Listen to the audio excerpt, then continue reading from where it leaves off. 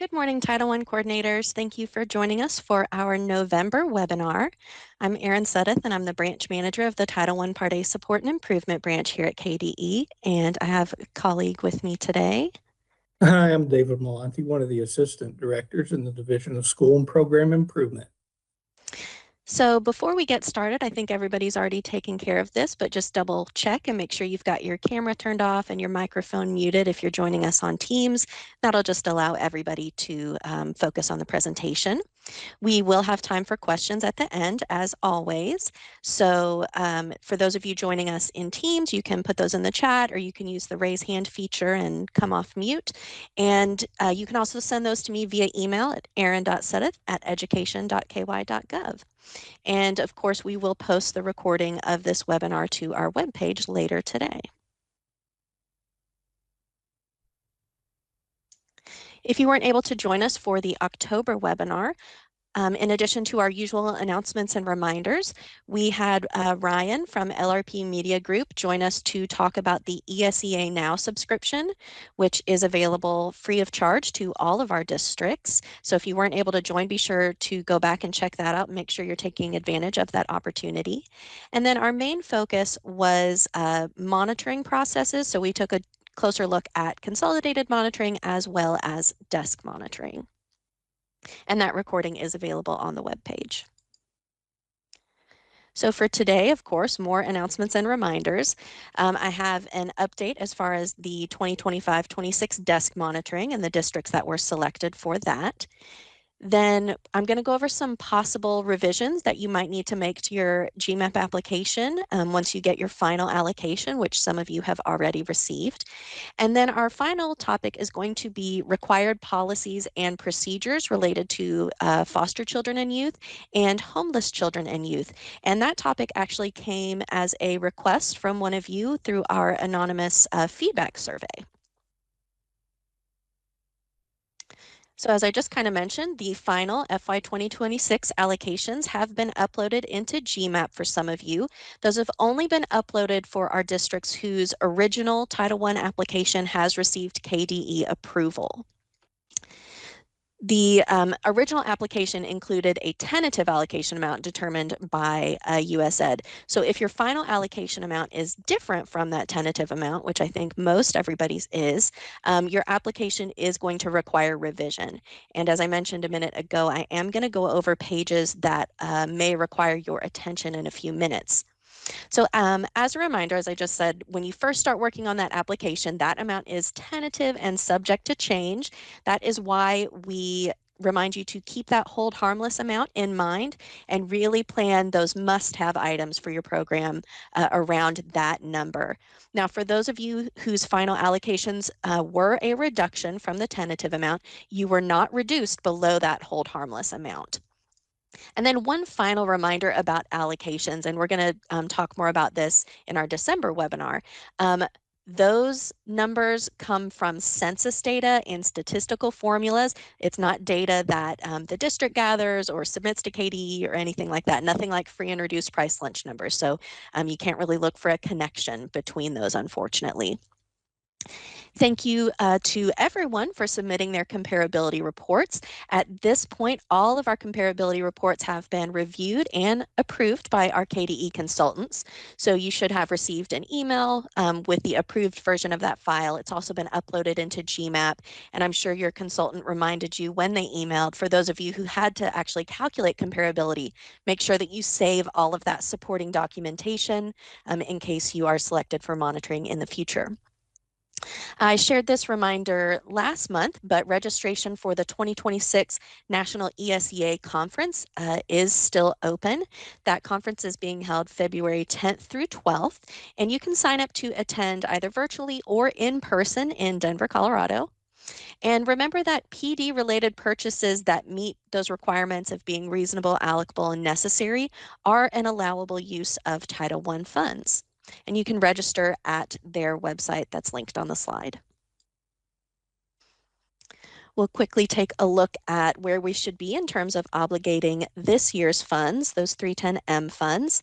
So I always like to remind you that this is not, these percentages don't come from ESSA or anything. This is just dividing out that 85% across the first 15 months to try to help you avoid needing one of those carryover waivers. So at this point, we should have about 28% of those funds obligated. If you're significantly below that point, just make sure that you check in with your finance officer and make sure that you're going to stay on track to meet the carryover requirement by September 30th, which I know seems really far away, but I think we all know that time flies and it'll be here before you know it. And once your consolidated application gets that full approval and you're actually able to draw down on your funds, so you can use those 310M funds to pay for allowable and approved expenditures dating back to July 1st. We also have 3 projects that are opened right now. We don't have any due dates that are right around the corner, but it's always good to just keep an eye on all of these and make sure that you are on track to get all of the funds from all the open projects obligated by their various deadlines. So our November newsletter literally just went out about 15 minutes ago, so you may not have had a chance to read that yet. So in there, we've got some desk monitoring updates, just reminders about what's next in terms of comparability, another announcement about that conference and how you can still register. Our Principal's Perspective article is very timely. It's talking about celebrations versus engagement. It's really important around the holiday season that we remember that just having a holiday party is not parent and family engagement. So take a look at that and share that with your Title I principals. And then, of course, we have our recurring articles with different reminders. So if you or anyone in the district are not currently receiving those newsletter emails, just let me know and I'll get you added to the subscriber list. As far as our tasks for November, of course, we know about comparability report. Everybody did that. Also, make sure that schools have documented that they distributed the policy, the school family compact, things like that. That could be evidence of where it was sent out, maybe signatures that parents have received it. And then make sure that the discussion of the compact as it relates to individual student achievement during a parent-teacher conference at the elementary school has occurred and been documented. It's really a good idea to have this conversation take place at the first conference of the year. And as a reminder, this is one of our most common school level monitoring findings. So I know I've told you a lot, but the discussion has to be tailored to the individual student, and then that needs to be adequately documented. So in our sample documents folder on our webpage, we've got a document called School Family Compact Discussion, and that includes an explanation of the requirement as well as some conference sign-in sheet templates that you could use for documentation. So those sign-in sheets are going to have a place for the parent to sign, and then a little checkbox saying yes, no, we discuss the compact as it relates to my child's academic achievement. So more than just saying, here's the compact, please sign. We're talking about looking at how the student is doing and then saying, here's how the compact can support them. Here's what we all agreed to when we signed this compact, and we need to make sure we're all doing it to support this student.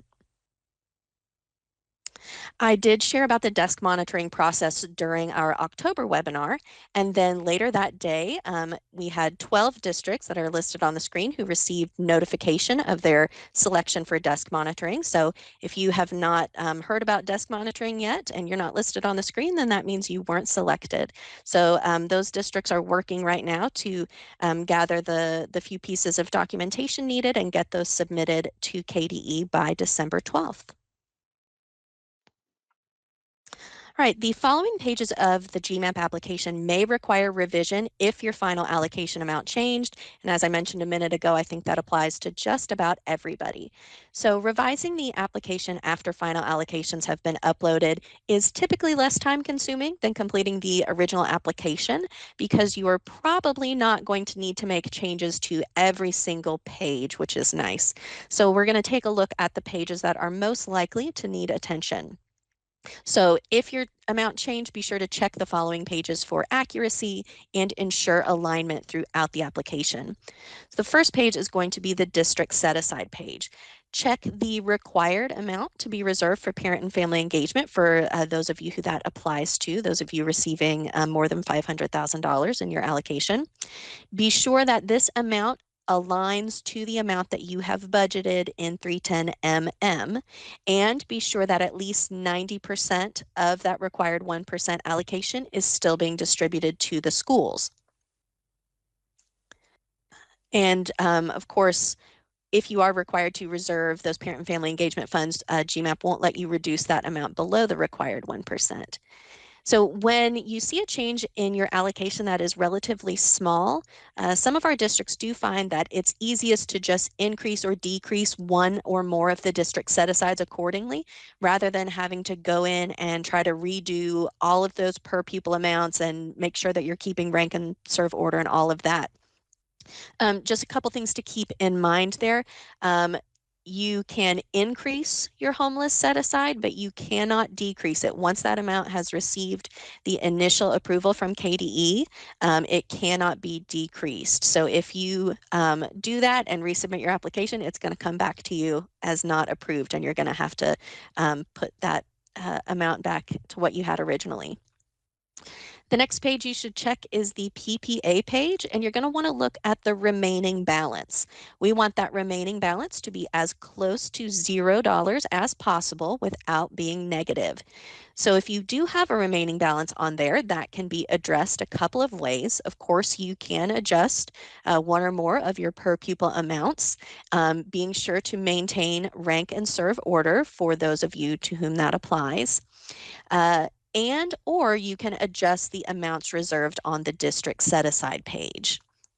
Now, if you have broken down your budget by the different school locations, be sure that if you've changed PPAs or district set-aside, that then you make the same changes on the budget page so that everything still lines up.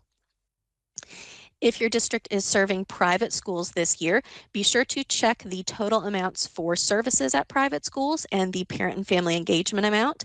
GMAP is going to automatically update those amounts based on your final allocation, but then you need to go in and ensure that the totals on that page align with those 310MP and 310MN budgets. And then, of course, I've already said this several times, be sure that your budget aligns with the rest of the application. And again, particularly for those of you who break your budget down by location. And finally, don't forget to then make corresponding changes in your EERP or your Munis budgets to make sure that it matches the application. Now, you may also need to make changes to other pages of the application depending on how your final allocation amount impacts your program. As a reminder, we do have that series of GMAP training videos on our Documents and Resources webpage, and those have an in-depth explanations and walkthroughs of each page of the application. Consider reviewing each page of the application before you resubmit, just to make sure that you haven't overlooked anything. So we're going to move on to our main topic today, which is policies and procedures related to students in foster care, as well as our students experiencing homelessness. And as we go through these on the screen, sometimes you're going to see language that is pulled directly from our district monitoring checklist, and I'll also be providing some additional details about these requirements. So we're going to start with our children and youth in foster care. And this is question 2 in the children and youth in foster care section of our district monitoring checklist. So this comes from section 1111G of ESSA, and it requires states ensure the educational stability of children in foster care, and there's several assurances there. So your district probably has adopted policies stating that you'll do all of these things. And there's also a section in the GMAP district assurances where you then confirm that the district will meet these requirements. So if your district is selected for monitoring, you should be able to demonstrate that there are practices in place that support those policies and assurances. So let's kind of think about how your district would demonstrate that the following is occurring. The first is that any child in foster care remains in the child's school of origin unless a determination is made that it is not in the child's best interest. So when a child is placed in foster care, or they have a change in their placement and they are moved to a different attendance area other than their school of origin, then there's going to be something called the best interest determination meeting, or BID meeting. And that is to determine if it's in the child's best interest to remain in their school of origin. So those decisions are based on factors relating to the child's best interest, including consideration of the appropriateness of the current educational setting and the proximity to the school in which the child is enrolled at the time of placement, just to name a few. Now, if it is not in the child's best interest to remain in that school of origin, the child will be immediately enrolled into a new school, even if they're unable to produce records normally required for enrollment. And then the enrolling school should immediately contact the school last attended by any such child to obtain relevant academic and other records. So your foster care point of contact should be able to speak to the enrollment process that the district follows when a child is placed in foster care or they have a change in placement. A common method of demonstrating this, in addition to that policy, is maybe some written procedures. Doesn't have to be anything fancy, as I've told you before with procedures, just an outline of the steps that are followed by the staff who are responsible for enrollment. Some districts have also provided evidence that maybe those applicable staff have received some sort of training or information about these procedures to make sure that they are being implemented. So the admissions and attendance policy has language to help ensure that districts meet the requirements related to the enrollment of foster children. And the most recent version of the policy includes language about children remaining in their school of origin, immediate enrollment in a new school, and how to obtain those student records. And this is all under the Children in Foster Care section of that policy. So if you're looking at the screen, all of the items that are in italics are just pulled directly from that policy. So in the first bullet, we see language about students remaining in their school of origin when that's determined to be in their best interest. The second bullet explains that if remaining in that school of origin is not in their best interest, that they are immediately enrolled into a new school. And the third bullet addresses obtaining records from the previously attended school. So during monitoring, again, we will have a brief interview with the foster care point of contact, and they need to be able to speak to these requirements and explain how the district works to implement them. In addition to some maybe written procedures or evidence of staff training, some other evidence that we sometimes see is maybe email correspondence. But if you're going to use that, make sure that any personally identifiable information about the students has been redacted. Question 3 of the Foster Children and Youth section of the monitoring checklist focuses on the written transportation agreement. So this comes from ESSA 1112, and it requires that districts collaborate with local child welfare agencies to develop and implement clear written procedures outlining how transportation to maintain students in foster care in their schools of origin, when it is in their best interest, will be provided, arranged, and funded for the duration of the student's time in foster care. So this is a fairly common finding during both desk monitoring and consolidated monitoring. So I want to make a couple clarifications. This is not the same thing as your district's standard transportation policy. So let's kind of look back at these phrases that I've emphasized in bold that are really going to help drive home how this is different than your standard policy. So the first one is collaborate with local child welfare agencies. This transportation agreement is something that the district creates jointly with the child welfare agency, and probably your standard transportation policy was not created jointly with them. The next phrase that I bolded is outlining how. So your transportation policy probably states that the district will provide children with transportation to the school of origin, but that alone is not going to be sufficient to meet this requirement, because a statement that something will be done is not the same as step-by-step procedures outlining how it will be done. And then the last phrase that I put in bold is provided, arranged, and funded.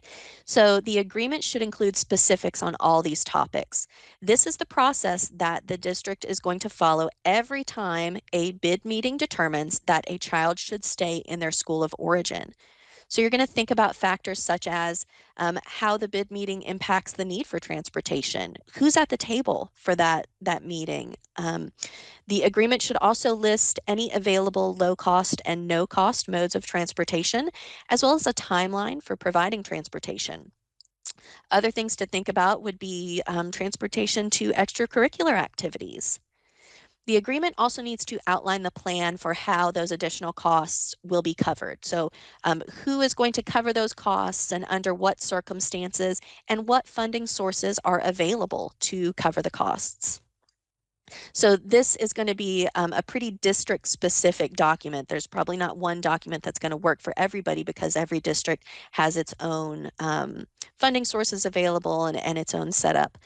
The agreement should also include a dispute resolution section in the event that an agreement cannot be reached regarding who's going to pay for excess transportation costs, not disagreement about the actual placement of the student, but about these excess costs.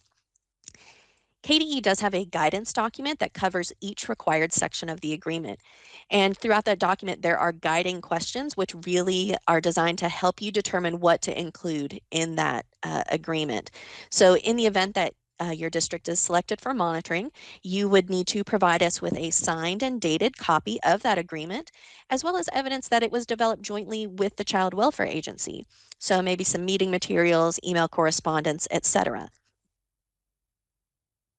And of course, you can always reach out to your Title I consultant, and Sharma Aiken, our KDE foster care point of contact, and we can help you make sure that you have a compliant transportation agreement. I know we've had several districts not selected for monitoring, but when they hear this information, they realize maybe they don't have this, so they go ahead and reach out to us, and that is always a good thing to do. So moving on to policies and procedures related to homeless children and youth. This comes from question 3 in the homeless children and youth section. And this says that the district has developed, reviewed, and revised policies related to the identification and enrollment of homeless students. And those policies and procedures describe a couple of things. So how the district is going to identify homeless children and youth, and how they're going to identify and eliminate enrollment and attendance barriers. Effective identification should be done through coordinated activities with staff within the district, as well as other entities and agencies. Identifying and eliminating enrollment and attendance barriers helps ensure that homeless students are automatically enrolled in school and have full and equal opportunity to succeed in the educational setting. This information is typically included in that same admissions and attendance policy that I referenced earlier. The consolidated monitoring visit includes an interview with the homeless liaison, and they should be able to tell us about how these procedures are implemented with fidelity across the district. All right, questions 4 and 5 of the homeless section deal with awarding credit and partial credit. So districts must award credit, including partial credit, for all coursework satisfactorily completed by homeless children and unaccompanied youth, and that is related to this Kentucky Revised Statute. So this requirement is actually twofold, and that's why it's 2 separate questions on our monitoring checklist. So the first item that you need to have in place is a policy for awarding credit and partial credit. And KSBA policy 09.12AP.25, that contains the information to meet this policy requirement. In addition to that policy, you also need to have written procedures to ensure that the requirements of the policy are implemented. So again, we're talking about a document that is going to be pretty specific to your district. There are certain things that have to be included in these written procedures. So the first is the tool or methodology used to calculate credit. How are you going to calculate and award this credit or partial credit? Sometimes this involves a formula based on something like the number of weeks completed for a course. We also need to have information about the consolidation of partial credit where appropriate. So put some details in there about how the district is going to allow for that consolidation of partial credit where possible and appropriate. It's not always possible to do that. To provide opportunities for credit accrual, and that just helps eliminate barriers for homeless students. So this may involve something like allowing students to take an exam to demonstrate mastery of skills, or pass an exam for a particular course to demonstrate that they have obtained that knowledge. We also need information about access to extracurricular and summer programs, credit transfer opportunities, electronic course services, after-school tutoring, and other extended school services. So how does the district ensure that homeless students have access to these programs to the fullest extent practicable, and at either a nominal or no cost? And information about how the district lessens the impact of school transfers for homeless children and youth. So this information should include details about systems for transitioning homeless students into the school, especially during those first 2 weeks. How counselors provide timely assistance and advice to students regarding post-secondary readiness, and granting priority placement in classes that meet state minimum graduation requirements for students who change schools at least once during the school year due to homelessness. KDE has a procedures checklist resource available that outlines the requirements for this document. And it's also got some helpful links to outside resources that you can refer to when you're developing your own procedures. Now remember that today's webinar presentation is a fairly high level overview. There are some additional intricacies of this KAR that have not been included on this slide.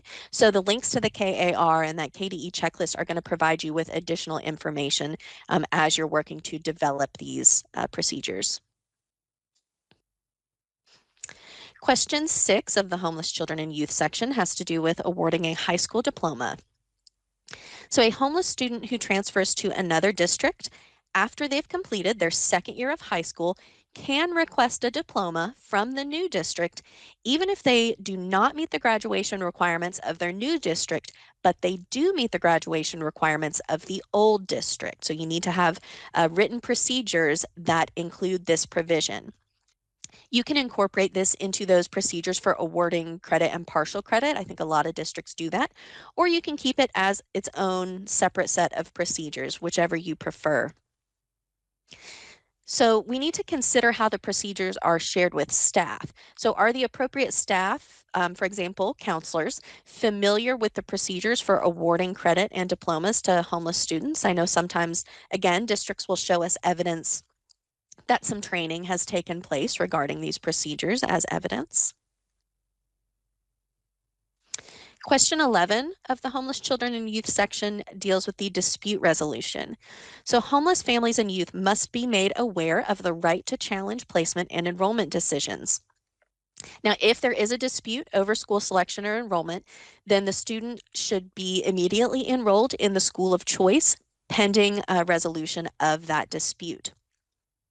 So if you're using the KSBA admissions and attendance policy that I've already talked about a couple times, it does include information about dispute resolution, and it's also got a link to KDE's dispute resolution form. The information is also included on the homeless education posters, which should be on display at the district office and all schools, Title I and non-Title I, in a location where parents can see them, for example, the front office. It's also a good idea to try to place these posters throughout the community as well. KDE does have some newly designed posters available to download and print from our webpage. And these posters are available in English, Spanish, Arabic, and Swahili. So if you haven't checked those out, you can find them on our Homeless Children and Youth webpage that's linked there.